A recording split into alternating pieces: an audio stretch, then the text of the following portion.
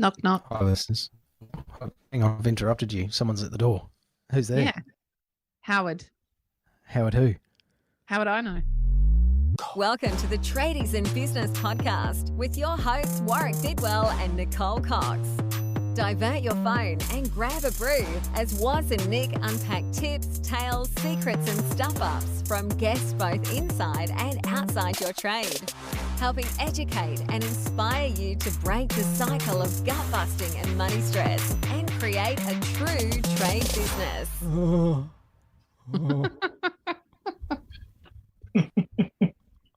I can tell you who is at the door, and it's our guest today. We're just going to get straight into this. I'm going to move on so I don't incriminate myself further. While Coxie dies from laughter at her own joke. Steve Rooney, welcome to the show. Thank you. Thanks for having me. Roonz, I think mate. this has been a long time coming. And listeners, I'm sorry, there's dreadful lag between our internet today. So there might be a few bumping into one another. But I feel like, Roonz, you've been on the list for a long time to talk to. Cool, I think.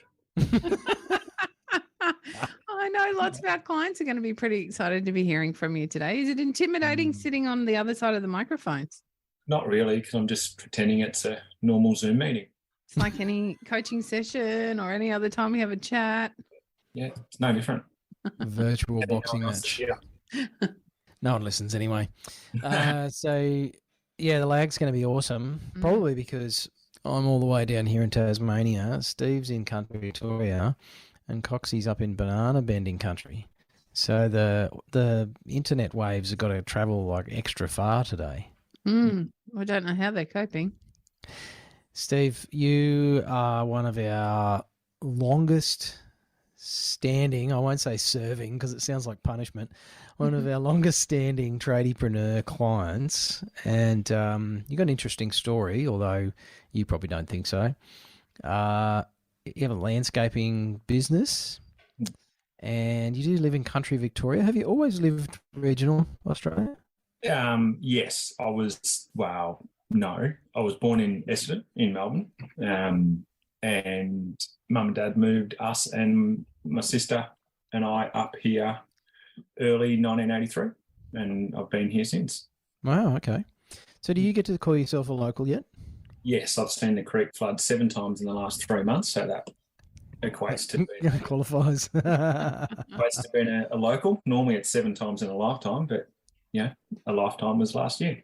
It probably feels like it for you a bit too, mate. Almost, yes. I'm sure we'll unpack that a little bit more, Roonz, which is our affectionate nickname for you here. Yeah. Now, listeners, Steve is in. Oh, should we say where you are in case you get like fans coming and knocking on your door or something? Oh, the more the merrier. I don't know if we normally give away our guests' place of residence. We won't give them your specific address so they can come and look at your sexy new house.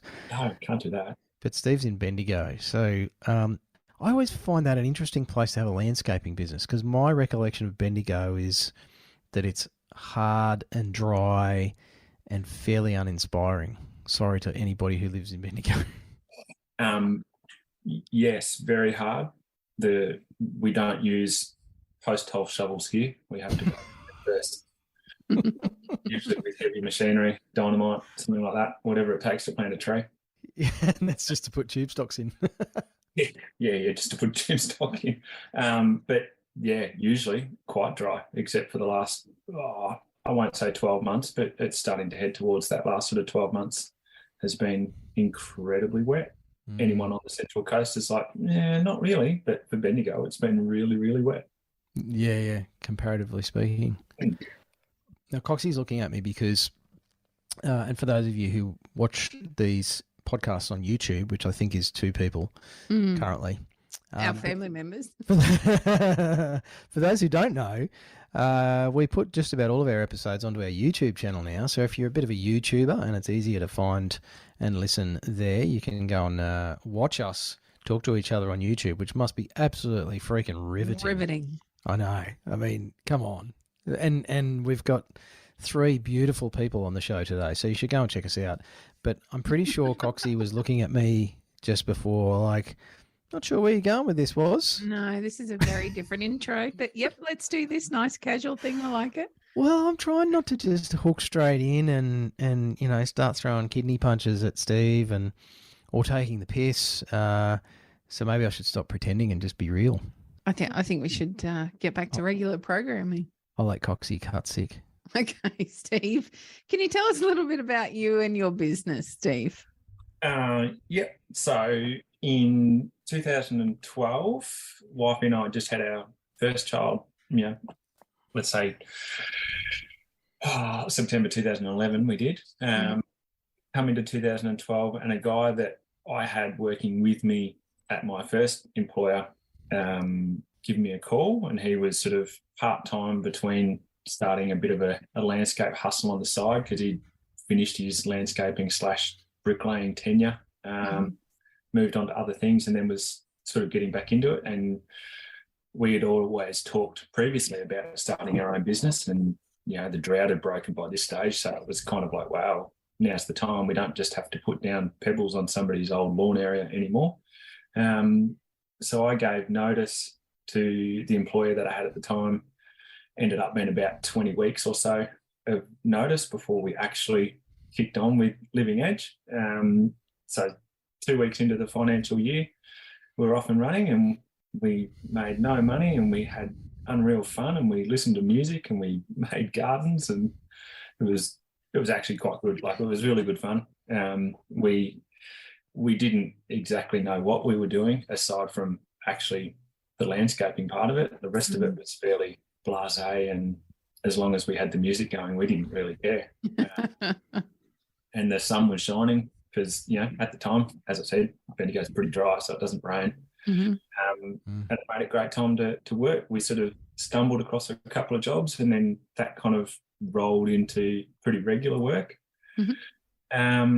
which got more and more exciting. But due to the fact that we weren't really bringing any money in, he didn't really grab onto the business owner mindset, I suppose. He was the only breadwinner in his family, which made it really difficult when there was just nothing to drag out for either of us, which put the pressure on and ended up putting the brakes on him being part of the business, which then progressed to him finishing up. Well, actually, him deciding to finish up, and then 3 weeks later deciding, no, I haven't had enough yet. Put in another 9 months before he eventually pulled the pin on the business from there. And I got a new business partner who was not a landscaper. He was a carpenter, commercial at that, which we're not going to talk dirty about anybody who works in commercial anything at all. Not today. But, long story short on that one, I'm sure we might unpack that shortly, but the work ethic didn't match up with the work ethic on my side of it. And that finished up it took us 5 years for it to finish up, but that finished up really quickly. Once it started to go sour, it was, I reckon, maybe only 2 months between me having a good hard word and then a few other hard words throughout that next 2 months, and it was all over. We started working with you just before that ended. Like maybe 6 months before it ended, because I remember having some of those conversations around, well, what could it possibly look like one way or another, whether it be that you keep moving on together, and there's certainly ways to work through that if everyone's willing, or what could it look like if you separated and had the business for yourself. I guess that's probably the first thing I would absolutely love to delve into, is making that break and the circumstances for why the break needs to make us aside, because it can happen anywhere, anytime. It can happen with a marriage breakdown, or it can happen with people moving or different priorities, or, like you say, the mismatch of some of your personal and work ethics. And navigating what comes next, I think, is a really valuable lesson for most of our listeners. I'd love to talk about, Steve, with you, what that looked like for you, so that after that initial conversation and your business partner had made a decision about what they were going to do, what next? How do you begin to break it apart? What next? I was quite excited when it first happened. That's fantastic.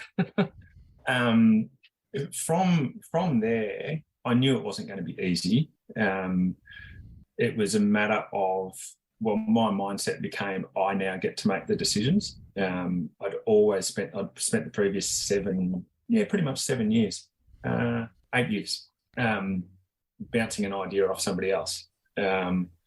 So being able to then decide that for example, the truck and the Bobcat were two things that I didn't want. Unfortunately, now they're two things that I want. At the time, there were two things that I didn't want. There was a little bit of there might have been a weight discrepancy in between what could be carried and what was carried. I was able to get rid of them. So my first part of being a sole company owner was that I got to make the decisions myself, which still wrestling with now. But yeah, that was one of the key things that I got out of that initial breakup, which probably set us on the course that we've been on the last 3 years. In terms of the legalities and company ownership and the structure and all, what that looked like, Steve, was that hard to navigate, or was it something that you were just able to hand back to the accountant and perhaps a solicitor and make the changes that way? Essentially, it was handed back to the accountant to go from there. As you guys know, I'm probably a little bit too nice for my own good. Therefore, the breakup probably cost Alessa and I more than what it would have or should have, what it was worth, what I paid, etc., etc. There were a few tools that the other guys got to keep, and maybe I probably should have pushed a little bit harder and said, hey, we're paying this amount, you're not keeping anything. And the hard and fast of all of that is, if we hadn't sold our house just prior to it, it probably would have ceased the company. Interesting. So it can be challenging, listeners, and essential, because it still created the change and the growth that you were looking for, Steve, because you were able to make those decisions and get the right people in place to help you with that. And I think it's important not to sugarcoat the fact that it was challenging for you to move through that process. And I also really want to focus on the nice guy thing, because it's something we see a lot in trade business owners. You're not alone, as we tell you this all the time. And I think most listeners would be sitting there nodding their heads and remembering a time when they'd given too much of themselves to avoid a conflict or an argument. And I honestly think none of us don't do this at one time or another. I think it's something that we all tend to do when we want to avoid that conflict. And hindsight's a marvelous thing, but can you remember what you were thinking at the time when the demands were being made? Was there a threat, or were you thinking I'm being a nice guy, or was what was going on in your head when you were giving in to many demands? What was going on in my head? Pretty much I don't know. I knew Living Edge was something that I'd always said was my baby anyway. The previous two business partners weren't convenient, but they were part of the package. Could I do it by myself? Yeah, it was mine. It was my idea. We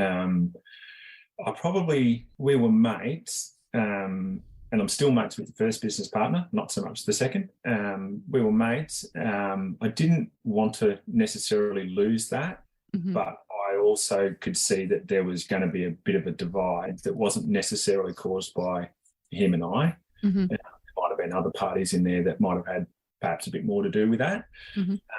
So I guess, in that nice guy kind of idea, I wanted to make sure it was a little bit smooth, and as smooth as I could make it. And as smooth as I could make it was what I thought at the time was pay up the demand, right or wrong. Didn't solve any problem. Do you remember second guessing any of it as you did it, or it was just? Absolutely. Yeah. You did. Yeah. Okay. And how quickly did you realize that it had such a financial impact on what perhaps without the house sale would have been your future? How that would have changed that? I guess knowing that if we hadn't had sold the house, we wouldn't have had the money to do it was right. Yeah. The idea that this is financially a bit too hard or harder than what it should have been. So I guess the impact was felt pretty much straight away, probably even before I'd actually made the transaction, really. Yeah. So I can recall it being certainly quite a tough part of the journey. And I also recall your bounce back. Once we navigated through some of that tough stuff, the bounce back to excitement. Well, it's mine now. I can make these decisions. I can send the company in the direction that I'd like to, with creativity and flair that I wasn't able to have before. And I also remember the shift of weight. And Warwick and I are quite privy to some of the situation around that time and what happened for you there. So I'm trying not to delve too much into what I remember. But the shift in perspective for you, I think, was one of the greatest benefits, even though there was a financial impost to the change of business structure. The shift in perspective was enormous for you. And then the follow-on, it was almost like a tumbleweed gathering speed and momentum really, really quickly afterwards, because it was like a cloud had been lifted and you were able to see what it was that you were after and you could chase it from there. Yeah.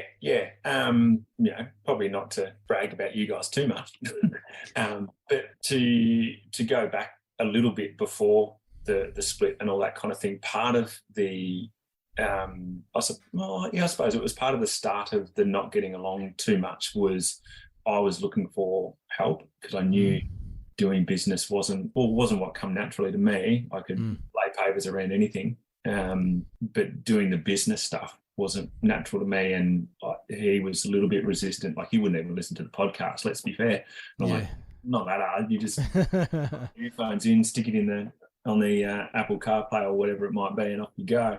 Didn't take any time out of your day if you're driving somewhere. Listen, didn't want to do it. So certainly once that break was made, and as you said, I got to make the decisions myself, it was like, okay, cool. Now, because I'd already found you two, and I'd be like, I don't know what I'm doing, but I know where I need to go to get to know what I'm doing. So I suppose that, as you said, that cloud of dust was lifted reasonably quickly, because I knew that, okay, you're kind of still doing business by myself. Wife is a sounding board, but there was good instruction there. You're one of our, perhaps not rarer, but we have you're in the minority of clients where you are doing business with your wife's support and not with her joining you in the business as much. Whereas many of our clients have a husband and wife duo team running the business together. Do you find, every relationship and marriage is different? I no longer work with my husband. I help him out a little bit, but for the most part, I stay out of it because we work better like that. We actually work far better in our own separate entities than we do working together. And we did try it. Can you imagine a time where perhaps your wife will come and join you within the company and you work together? Or is that something that might not be on the cards for you guys? It was never necessarily on the cards. In saying that, after conference last year, she was much more open to it than previously. I guess there's a little bit of, what do I do? I'm a teacher. I don't know how to run a business kind of thing that goes with that. But if she doesn't want to, then I'm not going to make her either. Yeah, of course.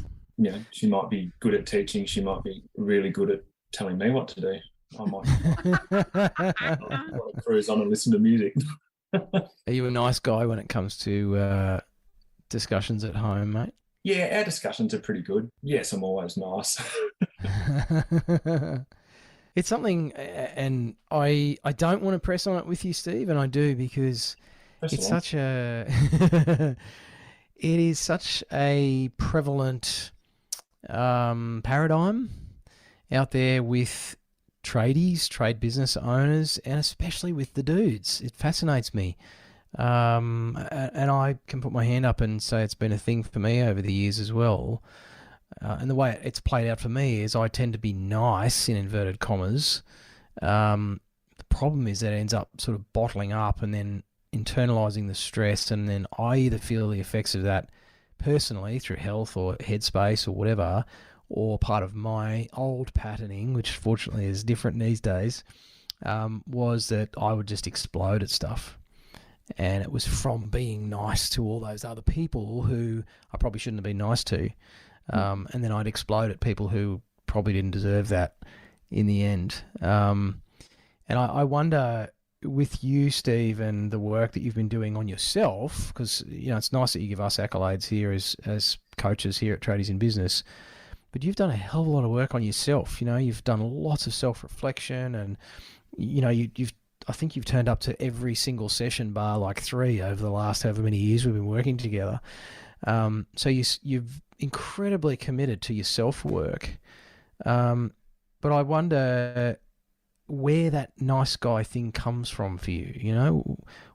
Do you recognise a time where that started? Because a lot of guys, I think, struggle to figure out, well, I don't even know where it bloody comes from, so how can I change it? Where it started, I don't think I've got a necessarily point in time. I know we've spoken about the chopping board incident from my 21st birthday. That's the notable time of my life where I'm like, okay, right. So clearly I've been identified as somebody who is somewhat indestructible to something that's stabbing and cutting or whatever, but also, as you've mentioned, that you still scratch the chopping board and they cut pretty deep sometimes, which essentially has been what the next 21 years has been like. But more so in that last probably, I suppose, last 3 to 4 years, 3 years with you guys, and a year or so leading up to that. Knowing that I needed help with things that I didn't necessarily know I needed help with, and then those things have been identified, and then we're at the point now where I'm trying to understand why I'm so nice, but also as we stand here, I've got 2 columns in my head, and I'm like, oh, this is what the old Steve would do, and this is what the new Steve is supposed to do, but I haven't got a foot in either column yet. I'm sort of standing in the middle of them going, okay, that's what I should be doing. That's what I shouldn't have been doing. That's what I'm still doing. But then sometimes I'm doing these ones. So there's still a bit to go on that, working on myself. But the understanding of what was going on or what reasons are behind it. I guess for the most part, aside from that last sort of 3 years, I've been trying to work out how I can best be that indestructible chopping board. Steve, for the benefit of our listeners, sorry, Warwick, can you explain to us how the nice guy has been showing up in the business? Like what sort of things has that resulted in? Giving away a lot of things for free, whether it's materials, probably information, my own knowledge as well. That'd be the most measurable nice guy part, would be the freebies. Probably, and I've never been a yeller, never will be a yeller. I'm never going to chastise staff because they've, had 23 and a half minutes for a 20-minute smoker or anything like that. But I also don't pull it up. I don't keep them to the schedule. The nice guy probably doesn't put enough pressure on the work site to make sure that it's tracking as long as what it should be, and which again would be a measurable thing because that's how I'm giving away time. Thank you for being so open. Like sometimes this is challenging to do, but you're one of those rare people that's always open and honest.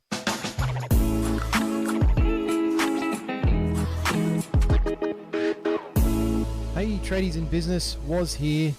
Sorry to interrupt your listening pleasure. I'm joined by Coxie, of course. Hello. You may not know this, Tradie or Tradie wife or whoever you are listening to this program, but we're business coaches. Oh my gosh, that feels weird to say. But we do actually work with people just like you to solve a bunch of problems. And we have this fantastic program called the Tradiepreneur program, and that's how we do it. And we do it with a wonderful community of trade business owners who are all trying to fix or improve or change things to progress. Things like getting behind on quoting, Coxie. Feeling overwhelmed, behind on your invoicing, feeling really stressed or frustrated about the money stuff. Sometimes you can pay the bills, sometimes you can't. What about staff? Oh my goodness. Oh my gosh, staff. Trying to get them to do what you want them to do, if you can even find them in the first place. There's so many struggles. And we've seen clients tackle these things in their trade businesses in quite a short space of time, to be honest, during the program, and recruit staff at a time where everybody was saying you can't get good staff, improve their quality from their team, collect their debts much more quickly. We have sessions. Getting tips? Yes. Getting tips, yes. So people rounding up, customers rounding up the invoice by hundreds of dollars because they're so happy with the sales process and the experience of dealing with the trade business owner and their team. So some amazing stories from our clients. But, as they say in the commercials, don't take it from us. Hear what some of our clients have to say. Coming into Christmas, We are not worried about money. We've got enough money in the bank to pay everybody's leave. There's work booked in for the new year. And for the first time in a long time, we'll be having 3 weeks off and not worrying about the business. That's probably the biggest win of all. Using the cash flow forecast, I've been able to look into the future and see where I'm going to be situated financially. And it's actually started to have a huge bearing on whether or not I make purchases. By far, one of the best things about working with Nick and Woz are the other businesses that are working alongside them. It is amazing how empowering it is to be working alongside like-minded people who have similar goals, similar troubles. We can all relate to each other, and everybody helps everybody out by figuring out problems with you that they may have faced previously. Everybody has solutions and constructive feedback, and it's an incredibly friendly, warm, welcoming environment, not threatening at all. From every job, I know that I will get a sustainable wage that's industry leading. I can have at least 10 to 20% profit, and I can pay taxes, super, all of that, and I do not have to question whether or not I can because of the way that it's been built, and that is thanks to Tradies in Business and what they've taught me and what I've learned. So there you go. There's some real people. We did not pay them to say those things. And I think that sounds a lot better than Coxie and I reading them out.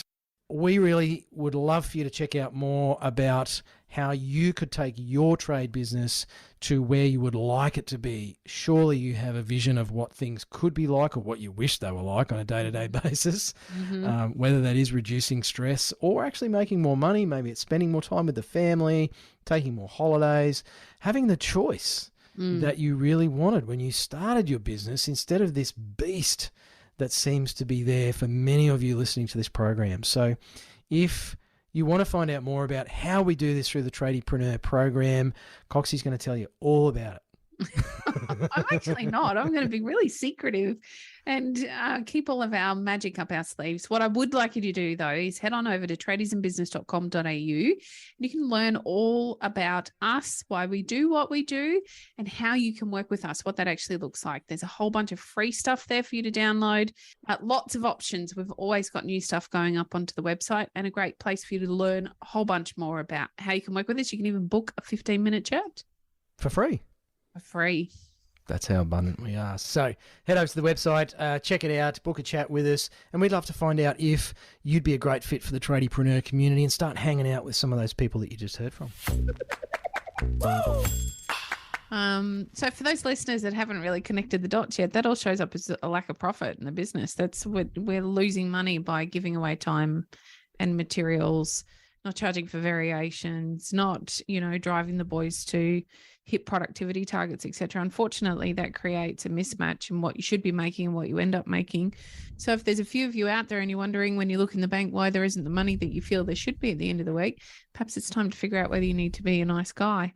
And I'm not saying I don't think you need to be a horrible person to be a good business owner. I think you just need to be fair, and being fair includes being fair to yourself. And unfortunately, we see really frequently with tradies that they tend to put themselves last in order to prevent confrontation or to prevent, some of those challenging or difficult conversations that we need to have as business owners.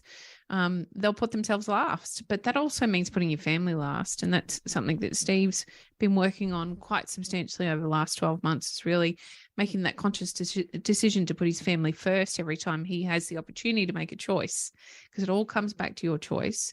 And at that point of choice, am I going to avoid a confrontation or a difficult conversation and upset my family, or am I going to put my family first and push through some of this hard stuff? Steve's been doing an incredible job of doing some of the hard in the last 12 months or so. And we're seeing a big change now. We're seeing a large shift in your business that has turned around really quite quickly because of being able to say no, where you might have said yes before. Can you explain what sort of differences you're seeing at the moment, Steve? Certainly on a profit and loss sheet, or even if it's just a graph that the accounting software puts up on the screen, just the trajectory that's taking, it shows the last 12 months, and the last 12 months has been pretty ordinary. I can blame the rain. The rain's got a lot to do with it, but then being a nice guy on the back of the rain, it adds up. But now it's following a completely different direction. So everything from doing the back costing variations that I was never doing before, the back costing to find out what I'm giving away for free, the variations to jump on the old, while you're here, can you just do this? And yeah, of course I can. Here you go. This is how and why. Previously, and I'm talking, probably earlier this year, even still, like, as you said, it's been quite quick. You just go, yeah, sure, we can do that. That's not a problem. We're here anyway.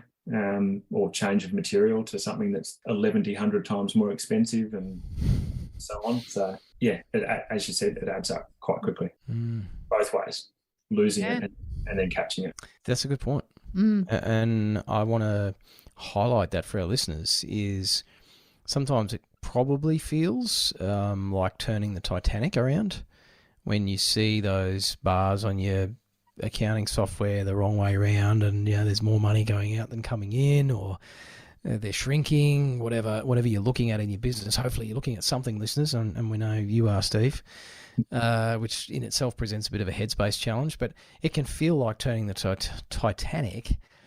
But as you've just pointed out, when you put some of these things in place, you can turn that around quite quickly. So all of a sudden we're seeing blue bars depending on your accounting package. And if you string a few of those together, all of a sudden you've made back the 3 months of losses, for example, prior to that in just 3 months. It doesn't take 3 years to claw all that back. Do you find that helpful, or that undoes your head a bit sometimes? No, helpful, because it's been such a lean 4 or 5 years. I'd always just aimed for that little bit of black, and it didn't bother me if it was $1, as long as it was black. So yeah, absolutely helpful. Aside from having a black number, the amount of profit, whatever it might have been, was irrelevant, because I kind of had in my head that once it was black, then if it's black the next time, then it's more, and then it's black the next time after that, and then so on and so on, and the snowball effect, the tumbleweed that gathers speed, off it goes. Yeah, it's appropriate for where you are, mate. I feel like is there tumbleweeds? From a client base, we need to, really acknowledge the fact that Steve has just done his first great grey shark. Yep. Yeah. Come back around. Now, I want to pick up on something not business related, and yet I think it has huge benefit to you in your business, Steve. And we've talked about this a couple times, but I don't feel like we've really grasped the power of your cycling and what that can do for your behavior as a business owner. And listeners are probably going, what the hell is Woz on about? Now he's talking about bikes and business, and in fact, I'm gonna loop something else in here. If anybody's ever heard of a bloke called Lance Armstrong, whether you're into cycling sports and road cycling or not, he wrote a book a bunch of years ago that was titled "It's Not About the Bike," and he probably should have put the subtitle "It's About the Drugs." But it was actually a really good book before all of the scandal and everything else. And I think for many of you listening to this, particularly for the fellas, not to genderize this, but stereotypes are still pretty solid in society, and we have a lot of guys that are on the tools and a lot of ladies who are at home trying to support and keep the fellas making money if that's possible in those situations. But Steve, you're a gun cyclist, and you've improved, I believe, in the last few years in your cycling. You've got some amazing results, and I see a lot of guys who are great at these personal pursuits. They have a hobby or a passion or a sport they put a lot of effort into, and they get these amazing results, whether it's restoring cars, racing push bikes, whatever it is. And I look at that and go, man, if you could just translate that and the discipline and the thinking that creates those results there to your business life, you'd be absolutely killing it. Am I allowed to say that still? I got banned from Facebook for saying that not that long ago. But anyway, Do you make any connection between the two, Steve? In fact, can you tell our listeners a bit about your cycling journey, the evolution of your cycling sports? Yeah, we can go back to 2008 when I first did my ACL. Then in 2013 when I proper ruptured it and broke the 2 bones going down, and et cetera, et cetera. And, ouch. Now, how did you do that? Indoor soccer was how it was originally done. Mm-hmm. I shouldn't say, but it was at work the second time. But no, it wasn't. I was just walking up a stair backwards with a wheelbarrow. And then that was the complete rupture, which essentially, in 2008, I'd stopped playing the ball sports, the basketball, the indoor soccer, and so on. 2013 confirmed that I will never run and change direction ever again. And in the years since that, every time we go to a caravan park and I jump on a big Ford jumping pillow, no, I'm not doing that again either. So cycling's it. I always thought I'd wanted to run a marathon eventually, but at 6'1" and 90 odd kilo, running a marathon is not a great idea anyway. So bike riding is sort of the pursuit. Got some really good mates in bike riding that, we spend as much time together as we possibly can, whether it's on a bike or in a camper trailer or whatever it might be. So we've got some good connections in there. And from that, racing has sort of presented itself as the leisurely pursuit. It's not very leisurely at all. And as you say, the training for it isn't leisurely. The discipline that goes into it is not easy, especially in Central Victoria when it decides that 9 degrees is the top for the day and it's only daylight for about 8-9 hours. Long nights and early training and so on and so on. So maybe winter I don't ride as much as what I'd like to. But I'm not a fair weather rider that doesn't show up in winter either. And the result of that is that I'm going better now than probably what I have previously. Consistency, I guess, is probably one of the biggest things that's come out of that. COVID didn't help. The training wasn't there.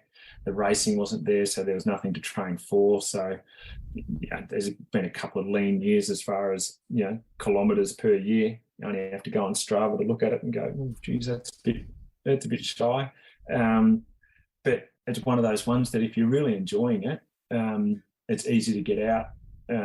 Easter Saturday, I spent riding up a stupidly steep hill in Merimbula on the south coast of New South Wales and blowing a gale and rain for, 30k of the 85k round trip, and I didn't hate it one bit. So hopefully some more results come my way. It'd be nice. There's a lot of handicap racing, which might make that a little bit harder, but sure. So can we talk about results for a sec, Steve? Because I think this might be valuable for people listening. So you started your cycling career about 10 years ago. Yeah. And what's been your best result? Well, explain to our listeners who maybe aren't across the cycling sports, mate. What are you most competitive in? What's your competitive arena? A criterium is probably where I'm more suited. Can't sprint to save myself, and I'm not very good at going uphill. I like both of them, but there is a bit of DNA behind how you ride a bike. I'm neither a fast twitch muscle fibre person, nor am I 65 kilos. I'm 90 odd kilos. So it's never going to be a good sport, mate. Whereas, an A-grade crit for 45 minutes on a Wednesday night, I don't know, we've had some rippers this year. 48k an hour is, I might not win the thing, but that's where I'm better suited. It's short and sharp. This is in a velodrome. I do track racing. Haven't done that for a couple of years. Then Corona killed that. But no, the crits are, we have our local crit out at the sale yards on a Wednesday night. Got it. Massively wide road. It's quiet. There's no trucks. There's no cows. There's no sheep or anything like that. And because it's essentially a closed spot, there's no cars. So the only people coming in are people that are specifically going for a bike race. So safety is a good thing there. Let's talk results, Steve. This is where you're supposed to brag. Oh, that's the bit I've been avoiding. Yeah, I know. You're waffling more than me, mate. Get to the point. What's your best results? I've won a few crits in my time. I did get one win this year before I got pushed up to A grade. I was riding B grade at the time, maybe a little bit dominant by the time I'd finished B grade. But I did get, I can't remember, it might have been 3 wins in a row at the end of last year. Throw a road race in there as well. And now I'm going to jump in here, Steve. Now, you're not racing against a bunch of Tasmanian hillbillies. No. Because of where you are in central Victoria, you have some cycling heavy hitters that hang out around where you live, mate. So here's a chance, Steve. This is the therapy session. Yeah, there's well, they're not current, obviously. We're much older now, but hey, there's Australian road title holders in there. There's guys that have done it for a profession. Bendigo Madison, international Madison riders. One of them got really close to winning one year, and we were rooting for him. He was going well. A bit unfortunate in the end of it, but there's some guys getting around that are their girlfriends / wives may or may not be some of Australia's elite female cyclists, and he's not too shabby himself. So yeah, there's some pretty good quality in the field. Great. There's a reason I bring that up. You tend to understate your achievements, even in your cycling. Very much so. Yes. And this is another common trait that, and I'm trying to do this out because I want those of you listening to this who can identify with this to really just pay attention to how crafty Roonz is at dodging I'm actually really good. I've had some bloody fantastic results up against a strong field. I've won an A grade race, a whole swag of B grade races in an area that, has some stiff competition. I've trained bloody hard and I'm really proud of my results. And I'm pretty sure we'll never hear those words from Steve's mouth. And I know there's plenty of proud tradies out there. Sorry, mate, the internet lag's killing me.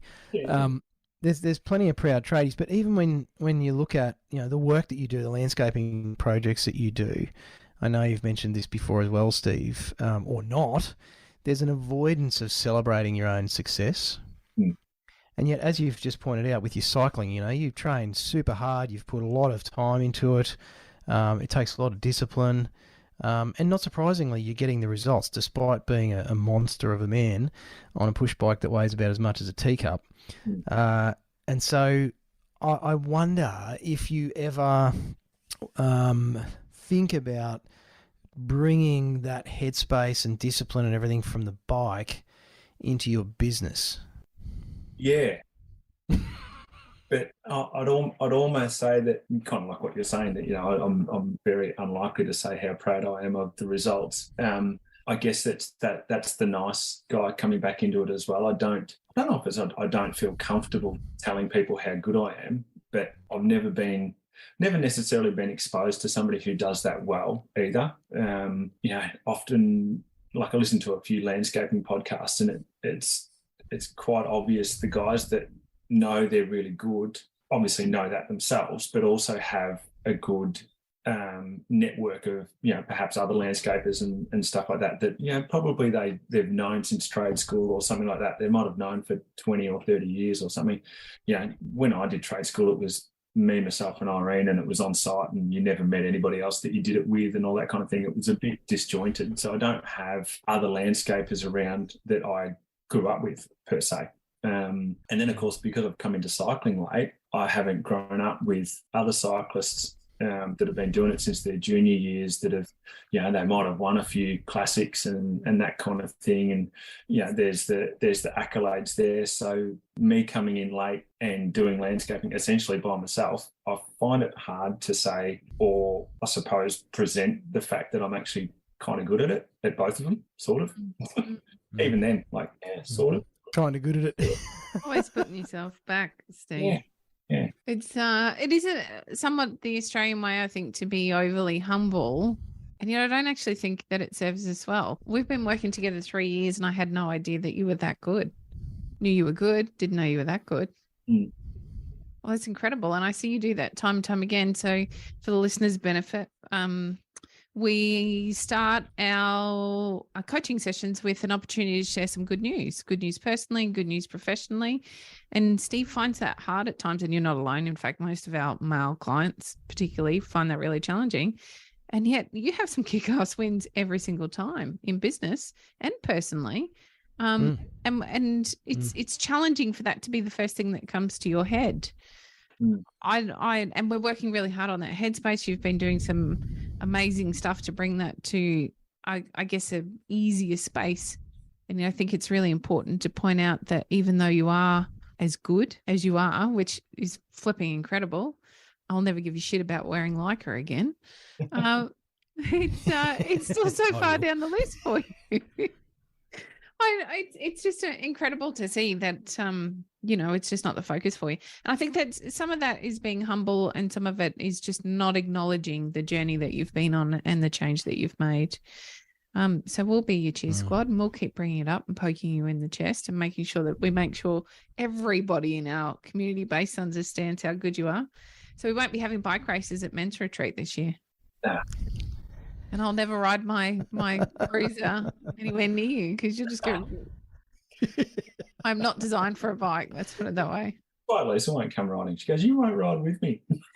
Yeah, you ride too fast up the road. Everyone's stuck behind you. Got to keep up with you. Steve, you've got some big things coming over the next 12 months, 2 years. You're making some change. A lot of that starting with your headspace.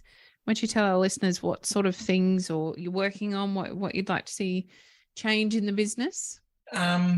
Yeah, more and more off-site. That would be the easiest way to describe what I need to do. As far as the business is concerned, that sort of year, 2 years, 3 years. If it takes 3 years to get all 5 days, then so be it.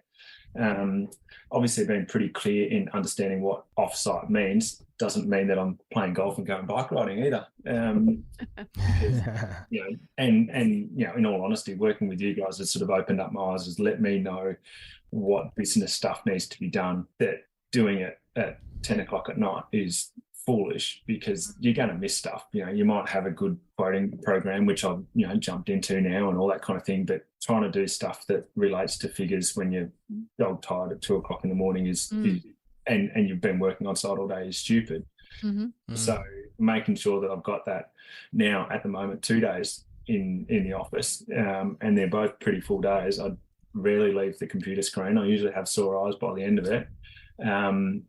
But then over that next sort of year or two is adding the days, and then probably spreading out the days so I'm not necessarily staring at a computer the whole time.